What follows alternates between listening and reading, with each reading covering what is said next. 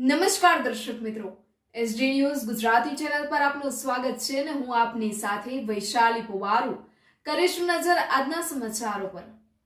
Talod ST depot ખાતે ગુજરાત સરકારના અભિગમ મુજબ સાપ્તાહિક સ્વચ્છતા કાર્યક્રમની શરૂઆત કરવામાં આવી। સાબરકાંઠાના તલોદ ખાતે Talod ST depot manager A K. Parmar, Talod ATI Shri K S. Jhala તેમજ જીતુભાઈ દેસાઈ તેમજ નગરપાલિકાના પ્રમુખ રમીલાબેન ચાવડા તેમજ તલોદ એસટી ડેપો સ્ટાફે ભેગા મળી તલોદ એસટી ડેપોમાં સ્વચ્છતા માટેની શરૂઆત કરવામાં આવી। બસ સ્ટેન્ડ તેમજ વર્કશોપ તેમજ બસની સાફ સફાઈ રાખવી, મુસાફર જનતાને સ્વચ્છતા જાળવવા માટે ખાસ અપીલ કરવામાં આવી હતી।